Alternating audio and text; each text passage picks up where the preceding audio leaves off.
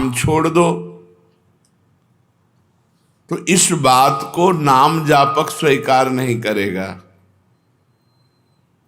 वो कहता है कि यदि नामी के मिलने से नाम छोड़ना पड़े तो मुझे नामी के मिलने की आवश्यकता नहीं है, मुझे तो उनका नाम ही सदा जपना है। ऐसे नाम प्रेमी से भगवान कितना प्रेम करते हैं वो तो केवल भगवान ही जानते हैं। गोसाई जी कहते हैं कि जो ऐसा नाम का मतवाला है उसका इस कराल कलिकाल में आदि मध्य और अंत तीनों में ही, तीनों कालों में ही परम कल्याण होता है। जिसको भगवान से भी बढ़कर भगवान का नाम प्रिय है, यहाँ तक कि भगवान के सामने आने पर भी भगवान का नाम नहीं छोड़ता, उसका आदि मध्य और अंत तीनों महामंगलमय हैं। ताको भलो कठिन कलिकाल हूँ, आदि मध्य परिणामो,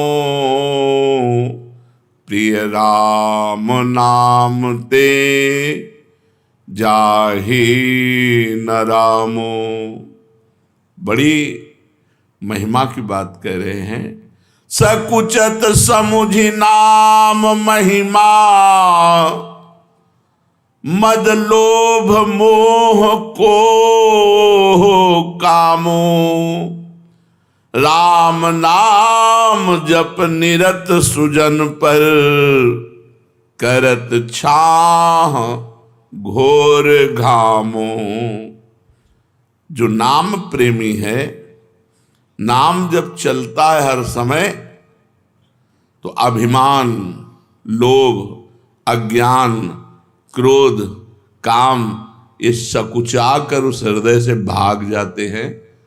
जिस हृदय में निरंतर ऐसे नाम चलता है कि नाम के समान नामी से भी प्यार नहीं, जितना नाम से प्यार है, उस हृदय में अभिमान, लोभ, अज्ञान, क्रोध और काम ये सकुचा कर भाग जाते हैं, सामने नहीं आते, उसे परास्त नहीं करते, उसे जलाते नहीं। जो भक्त सदा नाम जप करता रहता है वो कड़ी धूप में भी छाया का अनुभव करता है, अर्थात भयानक दुख की परिस्थिति में भी भगवान की कृपा का, भगवान की दुलार का अनुभव करता है। भयानक विपत्ति भी सुख रूप बन जाती है जो नाम जप करता है। गोस्वामी जी कह रहे कि आप विचार करके देख लो, नाम प्रभाव सही जो कहे को, शिला सरोरुह जामो, सो सुनि सुमिरी भाग भाजन भई, सुकृत शील भील भामो। आह, यदि कोई कहे कि भैया हमने तो देखा है नाम का प्रभाव कि पत्थर में कमल उत्पन्न हो गया, तो बोले मान लेना, संशय मत करना, दिमाग खराब है, पत्थर में कहीं कमल होता है, जल में कमल होता है, संशय मत करना। अगर वो नाम जापक है और वो चाहे तो पत्थर से कमल प्रकट कर दे, असंभव से संभव कर दे, बोले संशय मत करना। क्योंकि भगवान के नाम में अपार सामर्थ्य है। नाम को सुनने से, नाम को स्मरण करने से भीलनी सबरी भी परम भाग्यवती तथा शील और पुण्यमयी बन गई। तो क्या नहीं हो सकता नाम से।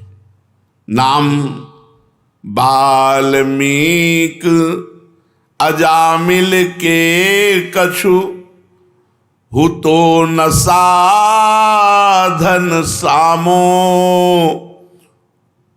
उल्टे पलटे नाम महातम, गुंजन जितो ललामो। वाल्मीकि जी, अजामिल जी इनके पास तो कोई साधना नहीं थी, केवल उल्टे पुल्टे भगवान का नाम जप किया।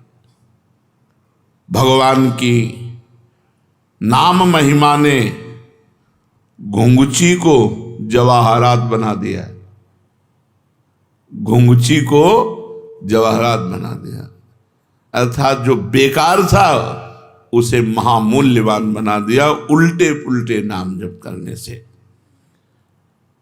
परम रत्न स्वरूप हो गया, वो भगवत स्वरूप हो गया। गोस्वामी जी कह रहे हैं, राम ते अधिक नाम कर तब, जेहि किए नगर गत गामो, भय बजाई दाहिने जो जपी, तुलसीदास से बामो। नाम की शक्ति नामी भगवान से भी अधिक है, क्योंकि भगवान नाम जापक के अधीन हो जाते हैं, नाम नामी को अधीन कर लेता है। इस नाम ने ग्रामीण मनुष्यों को भी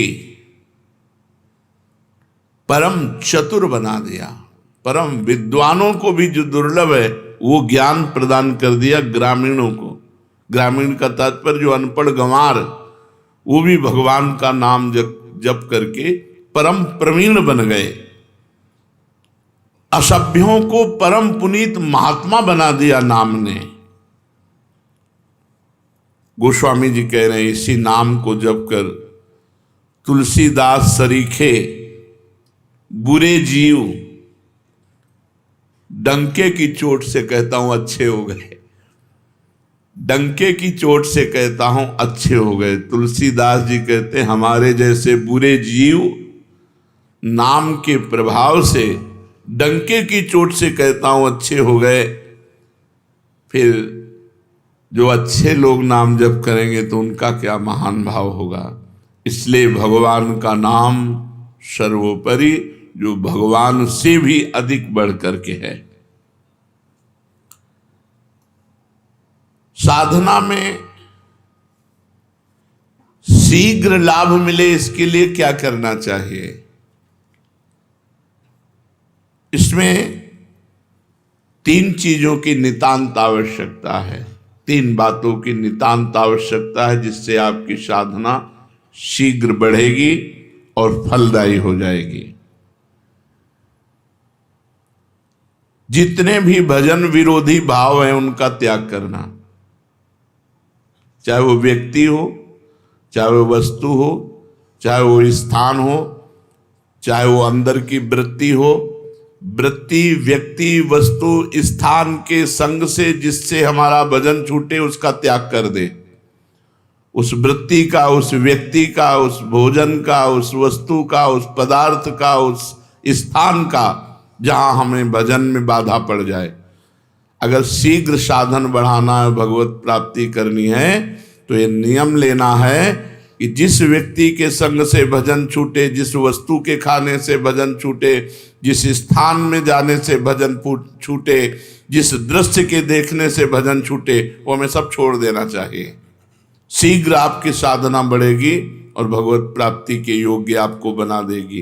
पहला, वस्तु, व्यक्ति, स्थान जो हमारे भगवत चिंतन को छुड़ाए उससे हमें दूरी बना लेना है। दूसरा, निरंतर भगवत भजन को पकड़े रहना है। जैसे तूफान चले तो पहाड़ का आश्रय ले लेते हैं, कोई मजबूत वस्तु का आश्रय ले लेते हैं, ऐसे कलिकाल और माया का तूफान चल रहा है जो हमें उड़ा करके विषय प्रपंच में फंसा सकता है। तो भगवान के नाम रूपी पहाड़ का आश्रय लिए, राधा राधा राधा, हर समय नाम जप, और भगवान की रुचि उत्पन्न करने वाले वस्तु, व्यक्ति, स्थान का संग। 3 बातें भगवान का विस्मरण करा दे, ऐसे वस्तु, व्यक्ति, स्थान के संग का त्याग, निरंतर भगवान के नाम का जप, आश्रय भगवान का, इस कोटि से नाम जप द्वारा जैसे तूफान आए तो हम मजबूत वस्तु का, तो यहाँ तूफान ही चल रहा है, काम क्रोध लोभ मोह मद मत्सर कलिकाल के कराल, जितने भी दुराचार की प्रवृत्तियां हैं ये सब तूफान की तरह आती हैं और साधक को भ्रष्ट कर देती हैं। अगर साधक नाम का आश्रय लिए है तो बच जाएगा। तीसरा, हमें ऐसे व्यक्ति वस्तु स्थान का संग करना है जिसके दर्शन से, संभाषण से, खान पान से, वहां पहुंचने से हमारा भजन होता है। उस स्थान, उस वस्तु, उस व्यक्ति का मुझे संग करना है। अगर ये तीन बातें जीवन में है तो साधना बहुत जल्दी बढ़ेगी और फलदायी हो जाएगी। क्या साधना में प्रारब्ध बाधा पहुंचाता है? हाँ, यदि कड़ाई से भजन करोगे, जिद्दी स्वभाव बना के, कुछ भी हो जाए भजन नहीं छूटने वाला, तो आपका प्रारब्ध भी पीछे हट जाएगा। नहीं, आपका प्रारब्ध आपके भजन को रोक देगा। शरीर पीड़ा, विषय भोग का प्रारब्ध, कोई घटना का प्रारब्ध, कड़ा नियम। जैसे पूज्य राधा बाबा जब त्रिपुर सुंदरी भगवती का अनुष्ठान कर रहे थे तो खड़ाऊं फिसली और अंग टूट गया, पर उनकी साधना में बाधा नहीं पहुंची, तो प्रारब्ध क्षीण हो गया, प्रारब्ध पीछे हट गया और वो साधना सफल हुई। त्रिपुर सुंदरी का जो आराधना का फल है उनको प्राप्त हुआ, देवी का साक्षात्कार हुआ। जब हम साधन मार्ग में चलते हैं तो हमारा बुरा प्रारब्ध आता है, स्त्री आकर्षण के रूप में, गंदे व्यक्ति के रूप में, विपत्ति के रूप में, शरीर रोग के रूप में। यदि हम शिथिलता पूर्वक साधना करेंगे तो बाधित हो जाएंगे, यदि कड़ाई से नियम पूर्वक, मर चाहे जाऊं भजन नहीं छोड़ेंगे, तो हर प्रारब्ध क्षीण होता चला जाएगा और उसकी साधना आगे बढ़ जाएगी। कड़ाई से यदि साधना के नियम पालन किए जाएं तो उसमें प्रारब्ध भी नष्ट हो जाता है, नहीं तो प्रारब्ध भजन मार्ग को छीण कर देगा। कहा जाता है भजन का अभ्यास करो, तो यह अभ्यास क्या है? शरीर को बार बार भगवत सेवा में लगाना, मन को बार बार भगवान के नाम में लगाना, बुद्धि को बार बार भगवान के चरणों में लगाना, इसी को अभ्यास कहते हैं। बार बार शरीर से भगवान की सेवा करो, बार बार मन से भगवान का सुमिरन करो, बार बार बुद्धि को भगवान के रूप चिंतन में लगाओ, भगवान के महत्व में लगाओ, ये अभ्यास है। साधन में तत्परता नहीं आती जैसी आनी चाहिए, उसका क्या कारण है? पूर्ण श्रद्धा नहीं होती, वहां तत्परता नहीं आती। जब हमें महत्व बुद्धि और श्रद्धा हो जाएगी कि मुझे भगवत प्राप्ति ही करनी, तो साधना में तत्परता आ जाएगी। ये नियम है कि जहां हमारी महत्व बुद्धि होती वहां हमारा चिंतन होता है, जहां चिंतन होता है उसी के मिलन की तत्परता आती है। तो प्रधान कारण है श्रद्धा ना होना, महत्व बुद्धि ना होना, इसलिए साधन में तत्परता नहीं आती। जब इस कोटि का महत्व नाम में हो जाए कि नाम के आगे नामी भी छोटा नजर आवे, जितना नाम से प्रेम है उतना नामी से प्रेम नहीं, इस कोटि की श्रद्धा, तब निरंतर नाम चलता है। साधना में जीवन किसे कह सकते हैं? सरल और साधु। सरल और साधु में जीवन साधना में जीवन होता है। साधना में जीवन, सरल जीवन, साधु में जीवन। संत सरल चित जगत हित जान स्वभाव सने, जिनका स्वभाव होता है संत सरल चित, सरल चित, सरलता और साधुता, ये साधना का स्वरूप है। अगर साधन ठीक कर रहा है तो सरल और साधु स्वभाव वाला होगा। साधु स्वभाव क्या है? कभी किसी से कुछ ना चाहना, निरंतर परहित करना, बड़े से बड़े कष्ट को सह करके भी किसी से सहायता ना लेना, ये सब साधुता के अंतर्गत आता है। एक साधन में फल ना दिखाई दे तो क्या दूसरा साधन करने लगना चाहिए? नहीं। जो साधन गुरु से मिले आजीवन एक ही साधन करना चाहिए। जो साधन को छोड़ते बदलते रहते हैं उन्हें कभी भगवत प्राप्ति नहीं होती। 10 दिन नाम जप किया, 15 दिन योग किया, 20 दिन वो वैराग्य किया, ये ऐसे लोग ठीक। जो साधन पकड़ो आजीवन वैसे ही चलते रहो। जिस साधन को पकड़ो सारी आयु उसी में खपा दो, इस जन्म में ही भगवत प्राप्ति हो जाएगी, परम पद पर प्रतिष्ठा हो जाएगी। जो साधन पकड़ो आजीवन, जो नियम जो दिनचर्या आजीवन वैसे चलते रहो, उसको बदलाव मत करो, तो निश्चित भगवत प्राप्ति हो जाएगी, निश्चित परम पद प्राप्त हो जाएगा। ये जो बार बार गुरु बदलते रहते हैं, साधन बदलते रहते हैं, इनसे बड़ा अपराध बनता है। ये साधक वादक नहीं है, वो मनमानी स्वच्छंद अपने आचरण करके वो अपने को सुखी समझते हैं। कहा जाता है कि साधना में व्यभिचार ना हो, तो ये व्यभिचार का तात्पर्य क्या है? साधना में व्यभिचार है अपने इष्ट को छोड़ करके, अपने गुरु को छोड़ करके दूसरे की तरफ लुभायमान होना, दूसरी प्रणाली स्वीकार कर लेना, दूसरी भजन प्रणाली स्वीकार कर लेना, यह साधना में व्यभिचार है। अपने इष्ट और गुरु में ही हमारी भजन प्रणाली जो है वही चले। जैसे अपने यहाँ है नाम मंत्र वाणी सेवा, यही जीवन है। व्रत नियम संयम ये सब कुछ नहीं। निरंतर नाम जप करो, मंत्र जप करो, वाणी जी का गायन करो और 8 पहर स्वामिनी जी की सेवा में रहो। यही हमारी दिनचर्या है। हमारा जो अंतिम लक्ष्य है वो श्री जी की सेवा है। 8 पहर स्वामिनी जी की दासी भाव से, सहचरी भाव से सेवा, तो अपनी प्रणाली में ही रहे। अन्य प्रणाली स्वीकार करना साधना में व्यभिचार है। विश्व में किसी भी उपासना का खंडन न करे और अपनी उपासना को सर्वश्रेष्ठ माने और अपनी उपासना को कभी बदले ना, ऐसा साधक अव्यभिचारी साधक कहा जाता है। और जो बार बार अपनी साधना को बदलता है वो व्यभिचारी साधक है, वो लक्ष्य को प्राप्त नहीं कर पाता। क्या साधना की जो हमें अनुभूति हो रही है उसे प्रकट करके किसी को बता देने में हानि होती है? अपनी साधना और साधना की सफलता कभी भी किसी से नहीं बतानी चाहिए, नहीं बाधा पड़ जाएगी, पक्का बाधा पड़ जाएगी। आपकी दिनचर्या क्या है और आपकी अनुभूति क्या है, मरते दम तक, जब तक भगवत साक्षात्कार न हो जाए तब तक न बताओ।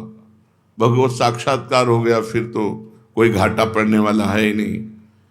साधन काल में साधक को अपनी साधना और साधना की अनुभूति कभी किसी को भी नहीं बतानी चाहिए। चाहे कितना कोई आत्मीय हो, घर का हो, प्रेमी हो, अपनी साधना की और अपने साधन की अनुभूति की बात कभी नहीं कहनी चाहिए।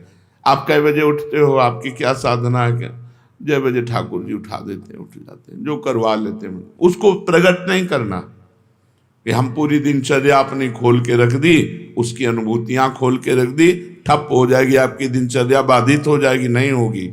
जैसी चल रही थी वैसे नहीं होगी। बिल्कुल ये 100% की बात है, इसमें 1% भी मिलावट नहीं। 100% ये हम खुद अनुभव करके देखा। अगर दया करके करुणा करके अपनी बात बता दी तो हमारी बात में फर्क पड़ गया, हमारी साधना में बाधा पड़ गई। तो साधना और उसकी अनुभूति ये दोनों तब तक छुपाता रहे जब तक भगवत साक्षात्कार ना हो जाए। बहुत संभाल कर गरीब के धन की तरह इसे गुप्त और सुरक्षित रखो। जीवन पर्यंत साधना का अभ्यास किया, मृत्युकालीन पर्यवसान क्या है, फिर क्या है? तो जो जीवन भर साधना करता है, मृत्यु काल में उसके पूरे जीवन का टोटल लगाकर भगवत स्मरण दे दिया जाता है। जैसे आप जीवन भर पाप किए हो, बीच में कुछ थोड़ा साधन पुण्य दान पुण्य, वो नहीं माना जाएगा, उसका भोग तुम भोगना, पर जीवन भर जो किया उसका टोटल लगा के भगवत विस्मरण तुम्हें करवाया जाएगा, क्योंकि तुम्हारी दुर्गति होगी। और जिसने भगवान नाम जप किया है तो उसको पूरे जीवन का आंकड़ा लगा करके कि इसमें अधिक क्या किया, तो बोले भजन, तो अंतिम समय भजन का स्मरण दो। तो जो भागवतिक अधिकारी हैं वो अंतिम समय उसको भगवत स्मरण दे देते हैं और उसको भगवत प्राप्ति हो जाती है। पूरे जीवन का आपका कार्य ही अंतिम परिणाम पर अवलंबित है। पूरे जीवन आप जो करते रहे वही अंतिम परिणाम में आपको चिंतन दिया जाएगा। वो अंतिम में आप चिंतन नहीं करते, वो दिया जाएगा। छा गया भगवत चिंतन, या भूल गए भगवान को, छा गया संसार का कोई चिंतन। ये पूरा टोटल तुम्हारे पूरे जीवन का टोटल होगा मृत्यु के समय। 1 सेकंड में पूरा आंकड़ा फिट कर दिया जाता है। कभी कभी इससे चूक हो गई, नहीं जीवन भर प्रयास किया भजन का, तो दे दो भगवत स्मरण। कभी भूल चूक से भगवत स्मरण कर लिया, नहीं जीवन भर पापाचरण किया, तो भगवान की स्मृति नहीं आएगी। वो ऐसे लक्षण वाले जो उसको योनि मिलनी है वैसे चिंतन उसका बनेगा। यदि प्राण जाने के 2 दिन पहले ही बेहोश हो गया है तो उसकी गति क्या होगी? 2 दिन पहले भजन किया और मरने के 2 दिन पहले ही बेहोश हो गया, अब उसकी गति क्या होगी? क्योंकि अंतिम समय तो उसे होश है नहीं। उस दशा में 2 दिन पहले जो अंतिम चिंतन हुआ था उसी का भावी गति होगी। 2 दिन बेहोश होने के पहले जो चिंतन हुआ था उसी से उसकी गति होगी, वही उसकी अंतिम चिंतन गति मानी जाएगी। इसीलिए हर समय नाम जप करो, पता नहीं कौन सी श्वास आखिरी हो। अंत समय में भगवत स्मरण किस प्रकार का होता है? जिसने जीवन भर भगवान का स्मरण किया उस समय भगवान छा जाते हैं उसके दिमाग में। वो राधा राधा नहीं कहेगा, किशोरी जी छा जाएंगे उसके दिमाग में और उन्हीं के चिंतन में उमरेगा। इसीलिए जीवन भर माला चला रहे हैं, जीवन भर भजन कर रहे हैं कि अंतिम समय हमारा बन जाए। तो अंतिम समय क्या होगा? हमारे इष्ट देव आकर के छा जाते हैं। श्री राधिका निकुंज मंडली तत्र तत्र हृदय में विराजताम। श्री स्वामिनी जो अपने परिकर के साथ प्रकाशित हो गए। इसका साधन क्या है कि अंतिम समय हमें भगवत स्मरण हो ही जाए। संपूर्ण जीवन निष्पाप और भगवत चिंतन परायण रहो। संपूर्ण जीवन निष्पाप, कोई पाप करने की चेष्टा ना करो और खूब नाम जप करो, तो अंतिम समय प्रिया प्रीतम तुम्हारे दिमाग में छा जाएंगे। संपूर्ण जीवन भजन में लगाए तो सांसारिक कार्य कैसे करें? जागतिक कार्य भी तो हैं, व्यापार है, नौकरी है, और भी सब कार्य है। आप कहते हो हर समय भजन करे तब अंतिम समय, तो कैसे संभव हो सकता है? स्वकर्मणा तमभ्यर्च्य भगवान ने आदेश किया। भगवान के आदेशानुसार आप चाहे जहां जो भी कार्य कर रहे हैं धर्मयुक्त, वो आपकी पूजा मानी जाएगी। आप ऑफिसर हो, आप जज हो, आप वकील हो, कुछ भी हो, आपका जो कर्म है वो निष्पाप होना चाहिए। वो धन के निमित्त से दोष को छुपा करके निर्दोषी को दंड दे दे, अपराध बन गया, पाप बन गया। आप अपने धर्म से चूक कर लिए, घूस लेकर के अपराधी को छोड़ दिया और निरपराध को दंड, आपसे पाप बन गया। व्यापार आप कम तौल रहे हैं, ज्यादा दाम ले रहे हैं, आपसे अपराध बन गया।